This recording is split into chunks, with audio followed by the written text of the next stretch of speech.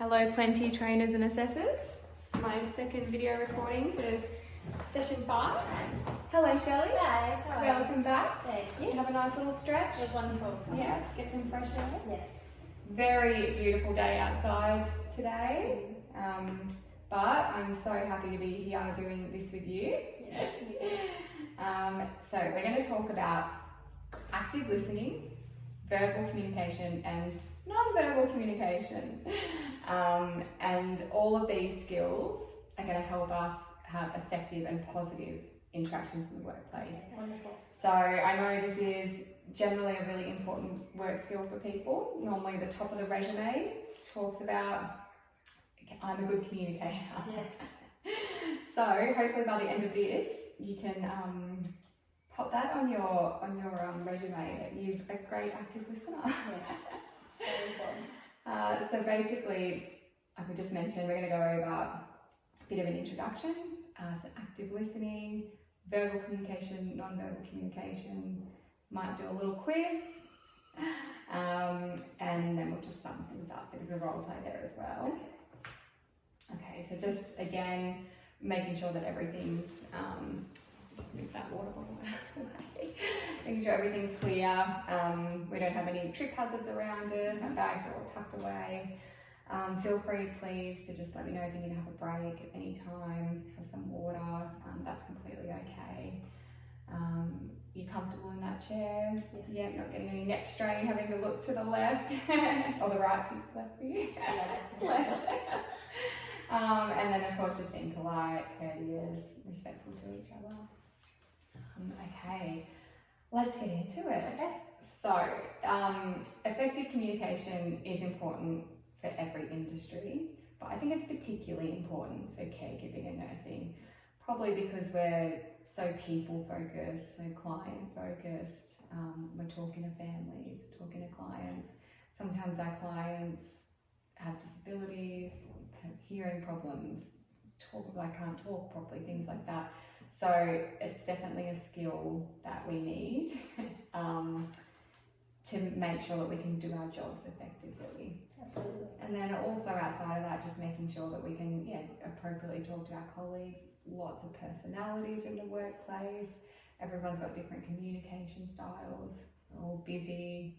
So all of these things can stack up to having not such good communication. And when we don't communicate, that's when things can really go wrong and break down for us. So it's good just to take some time and really focus on this skill, I think. Mm-hmm. What do you think, Shelley? Yes, I think that collegially, like with your team, it's really important to be able to communicate things that could be better or bring up something with someone. And with our clients, it's really important to make sure that they feel safe and happy and heard. And that just builds respect and rapport, and that's Absolutely. So before we go any further, I just thought we'd maybe break things up with a little bit of a game. Okay. It'd be a little bit sort of like communication. So we're going to tell 2 truths and a lie. Okay. I'll go first. So, in my early 20s, I travelled around the world, going to most places, didn't go to Cambodia, but I did do a fair bit of travel. In my spare time, I'm a yoga teacher, and I have 4 children. Okay.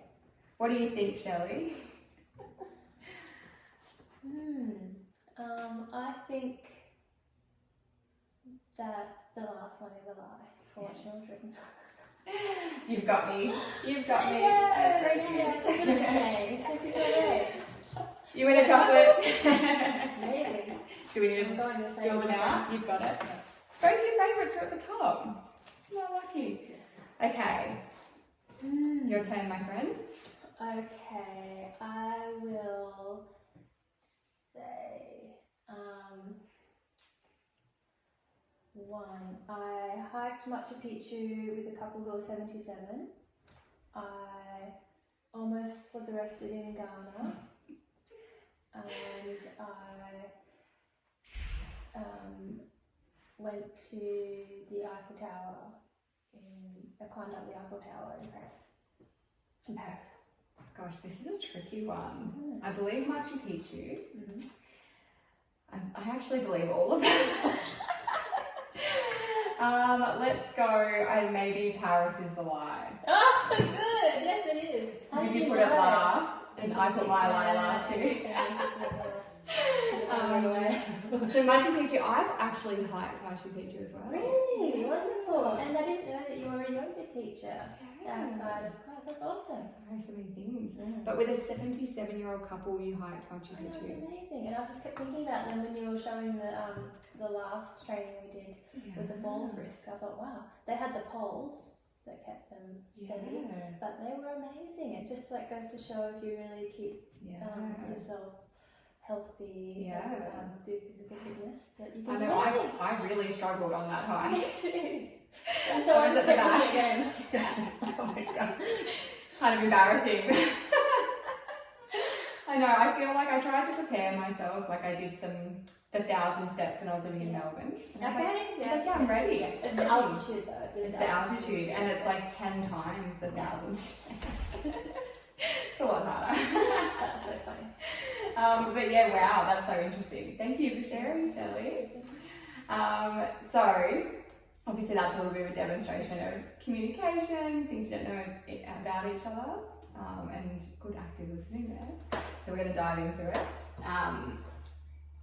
Communication, when it's done well, like what we've just done now, is really effective at establishing good therapeutic relationships and connections. It can be really quite empowering. So we're going to go through the main components of good communication a little bit deeper. Starting with active listening. So just a bit of a definition is active listening is the attentive and engaged process of fully focusing on and comprehending the speaker's message, both verbally and non-verbally. Okay. So it's being quite engaged. So showing that you have heard them. Yeah. Looking at them. Perfect, Shelley, that's exactly right. So yeah, good eye contact, taking in what they're saying.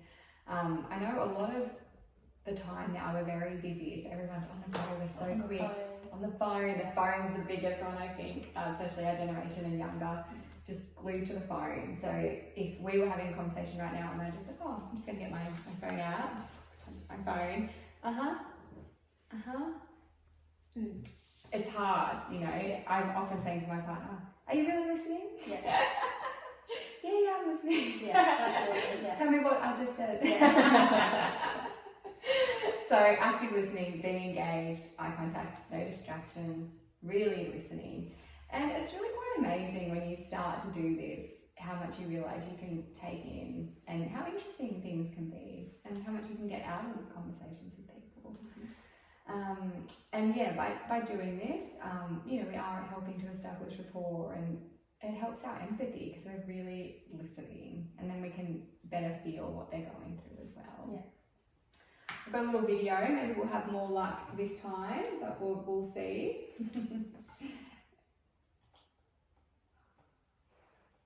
I reckon it's the internet.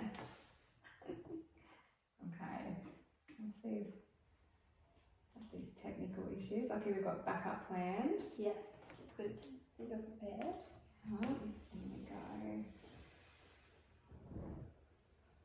This is quite a good little video just to demonstrate some of this stuff. As you said, you're a visual learner, so it's good. Good. Active listening, the act of fully hearing and comprehending the meaning of what someone else is saying. Avoid getting distracted by your own thoughts.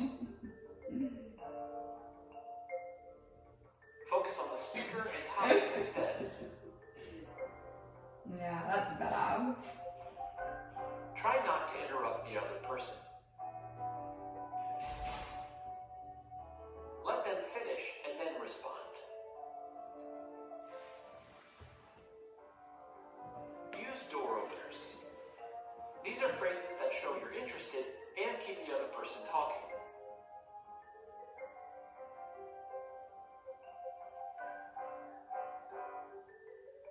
Show that you're listening with body language. Doing it right now, shall we? If appropriate, take notes during important conversations. Paraphrase what others have said to make sure you're both on the same page.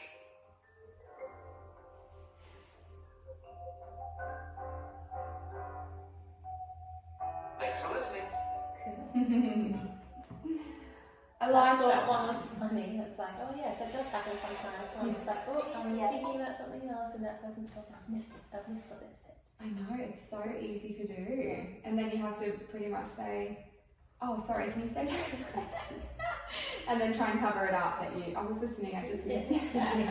Just missed the end of that one. Just the end of that one word, yeah. Let's start from the beginning just to be safe. Yeah, so I really like that visual because it shows like the bubbles and it's like, and what she was saying was actually really interesting. Someone's hanging off a cliff, something, it's still so easy to just, our minds to trail off into something else. Did you get anything else out of that video that you liked? Yes, just the importance of the non-verbal communication, like the making sure that you are letting someone know that you're listening, so the nodding and Yeah, perfect. All right. Okay. Let's see if we're back. Here we go. So I guess verbal communication and non-verbal communication come into active listening. So it's taking the time to like really be engaged, but then we go one step further with what we say back, things like that, how we then communicate to help foster that active listening and good communication. So usually, if you can speak clearly and use concise language, that's going to help. So I can speak too quickly, especially when I'm in a hurry. yeah, me too. Yeah. And it's then really hard for the other person to actually take in what you're saying. Obviously, you don't want to speak too slowly. It's probably going to be a little bit boring. Yeah, or come across as patronizing, potentially. Perfect. I think that's a big one in our industry, Shelley. Yes. So if the other person's feeling vulnerable already, going into it to care for an elderly person, and they're already feeling a little bit funny about it, it's important. Yeah. Absolutely. So you don't want to be patronising. So that's where it's just good to find that middle ground, I think, with communication. Obviously, if someone had a hearing impairment, you might try to talk a bit louder, but it still doesn't mean you have to talk to them like they're a child. Yeah. So that's a really good point. Yeah. So it's just, I think it's just like keeping that in mind. And that probably comes down to our next point of speaking respectfully. So again, I think in these days we can be so busy, we can be so caught up that we just might snap at people, or but you don't know what kind of day they're having or what that's going to do to them. So just like always speaking respectfully, like just reminding yourself, especially in the workplace and around clients and other staff and supervisors. Empathy. I feel like you just brought that up already. Perfect. So you already had an example of someone that might already be feeling vulnerable. They might have just been told some bad news, or they might have just been moved into that new disability house or that nursing home. So they're obviously going to be feeling a lot more vulnerable. And when we're vulnerable, what people say to us in that time can have such a bigger impact. That's a really good point. Yeah, I hadn't thought about that. So like when people are in that vulnerable state, they're just going to be a lot more sensitive and a lot more receptive to anything. So if someone's kind, they might remember that kindness a lot more than they remember that kindness on a different day. Yes.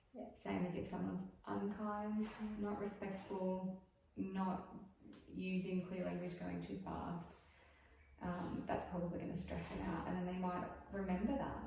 They might remember that a lot more than they remember that if they were in that vulnerable state. Yes. That makes sense. So verbal communication, very important. Also, I guess if people have language barriers, simplifying your language, again without being patronising, but just trying to be mindful they might not know all the extra slangs and terms. Yes, that's a big one. And speed is probably just slowing right down for them. Yeah. While still being respectful and not patronising. Non-verbal communication. So I feel like this one, it can be really easily to just not even realise that you're not having maybe the best stance. I know some people make jokes about just like resting face, that their resting face isn't very nice because they're just not even thinking. So all those things like to be aware. Yeah. to be aware, yeah. I'm sure I do that. You do that Well, sometimes. when I think, I frown, and so sometimes people think that I'm upset, but I'm not. I'm just thinking about something. So You're concentrating. So I'm like, oh, okay, oh, interesting. Or people reflect back my expression, and I'm like, oh, I didn't even realise that I had a frown. I was looking like this. Yeah. So that's interesting. It is One, interesting, yeah, yeah. trying to be aware and be more open. Yeah, more open. And then, yeah, you know, when someone's upset, sometimes coming in, you know, hands on the hips or like this, it's probably going to escalate. I know another one for this industry specifically, that if you're trying to de-escalate a situation, not to have your hands behind your back either, because our minds process that like they're hiding something. Oh, interesting. So Okay. concealing a weapon, Yes. or like you don't know what they have behind their backs. Yes, interesting. So demonstration. So you have someone that's like, you know, we can have a dementia patient and they're quite upset. They're getting more and more upset, and then if you come in, you know, yeah. what's wrong? Or this. Sometimes, like, a lot of people think this is a nice thing to do, but it's just been They flagged. could be suspicious. Yeah, they're about suspicious. it. What's Yeah. behind their backs? What are they hiding Yeah. back here? You're not feeling fully trusting. And Yeah. so anything like Yeah. that, you're saying could escalate that. Yeah. Interesting. So generally, just hands down, relaxed, Non-threatening. calm, non-threatening. Yeah, not an aggressive stance. Mm. We're not security guards. Leave those sort of things. But the security guards get all of that training as well. Of course, normally. yeah, that makes sense. Yeah. You need to de-escalate situations. Yeah. So that's sort of important and a little tip to keep in mind. Another good one with this is considering cultural backgrounds. Okay. So you think about different cultures. Some things are rude in different cultures, Yes. whereas some things are totally accepted in other cultures. Yes. And it can be how much eye contact you have, Mm. like your hand gestures, personal space. Mm-hmm. It can be really different per cultural background. So if you don't know what that person's cultural background is, or what might be considered more acceptable in that culture, a good way to do it is just mirror them. Yeah. So just watching them, being mindful, and then if you notice that they're sort of looking away a lot or something like that, maybe that's their culture. So you can sometimes just mirror what they're doing. Okay. That's a good point. Good advice. Yeah, because it's easy to make assumptions and Yes, just say, yes. oh, this is normal for everyone. That isn't means it? that. Or, Yeah. or they looked away, they must be upset. Yeah, exactly. It's not necessarily that. So it's just keeping in mind that everyone comes from a different walk of life. And where did you grow up? The Hunter Valley. Very non-multicultural Yeah. small town. Beautiful though. Very pretty. Is that near Newcastle? Yeah, it's just inland from Newcastle. Inland, yeah, yeah. 4 minutes, yeah. I grew up on the Central Coast, so Oh, yeah. I've been to the Hunter Valley. Is that where all the wine? Yes. wineries are? Yeah. Yeah. So good. Yeah, so not a lot of, you probably didn't have a lot of exposure. No, not until I moved to Sydney when I was 18. Yeah. Yeah, it's really different in Sydney. Oh, Yeah. complete opposite. So different. So different, yeah. And then I guess like that just opens your eyes up to like, and even colleagues, like they all come from different places. Yes. Sometimes it's not even a different country, just a different state. Like you said, Sydney and Newcastle, they're only a few hours away from each other. Yeah, that's true. And you would have such a different view on all of this, maybe growing up in Sydney than growing up in the Hunter Valley. Yes, absolutely. So it's just being mindful of all of those things. Good. Oh, role play. You get to win another chocolate, Shelley. Oh, exciting. So, because we're trying to learn the work skill of active listening, we're just going to go through this little scenario. And what I'm going to get you to do is to repeat something back to me that shows me that you've managed to demonstrate some active listening. Okay. Which I think you're going to be all over, Shelley. Thanks. I'll see how it goes. I think you're going to do so well. Let me just read it from here. It's on the screen. Okay, so my name is Mrs. Johnson. Hi. I'm an elderly lady, and you've just come to care for me this morning. Yeah. You're fairly new to my team. You have met me before, but we're not very familiar with each other. And you're not super familiar with my preferences, so I'm just going to let you know what they are. Okay. Good morning, dear. Thank you for being here to help me today. I was wondering if you could prepare my breakfast just how I like it. I prefer a warm bowl of oatmeal with a sprinkle of cinnamon on top. And I do like some sliced bananas on the side. Oh, don't forget to make my cup of tea. Not too strong, with a little bit of honey. I do appreciate your kindness in taking care of me. Oh, that's lovely. That sounds like a nice breakfast. I really like to have bananas on the side as well. Oh, great. And yeah, I'll absolutely do that for you. No problem. Thank you so much, Shelley. That was wonderful active listening. So, relating to me, the fact that you said that you like bananas on the side too makes me feel like you've heard what I said. And then also confirming that you're happy to help is perfect. Great. That's perfect. Thank you. Well done, Shelley. There you go. I reckon you're going to have to dig for your favourite one now. Get into it. So that's still recording. Okay. Might put that down. Oh, sorry, get our little chopping box out of the way there. Okay, so wonderful, good job. So, do you feel more confident? Yes. I like the examples. The role plays are good. Yeah. Or just really cementing the learning. Yeah. Perfect. Well, speaking of cementing knowledge, model choice time. Yay! So, this one. I actually really like the picture in this one. So, like on the video, you know, we both have, every person when they're communicating, you've got a whole bubble of things that you're thinking about. Got to get the kids, do this, clean the house. And then that person's got all of it. And I guess just effective communication is trying to drop all of that and then just like link into what you're both saying. So being present and trying to find commonalities. Yeah. And it's just more like, I think sometimes then when you're practicing this, it can be quality over quantity. Yes. You're not just like racing around having a million half conversations. Yeah. You can just like properly connect with someone, listen to what they're saying, and then you probably don't need to come back to it as much. Like we were saying, oh, I trailed off there. Now I need you to tell me the whole thing again. Yes. So it actually takes longer. Yeah. So being present is more really effective, and having that connection will be more beneficial. Absolutely, that's right, Shelley. Cool. Right. Let's do our quiz. Okay, would you like to read the questions or would you like me to read them? You can read them. Okay. So, question number 1, we've got 6 questions, got a few. Okay, what is active listening and why is it important? So A, is it focusing on multiple tasks simultaneously, so multitasking?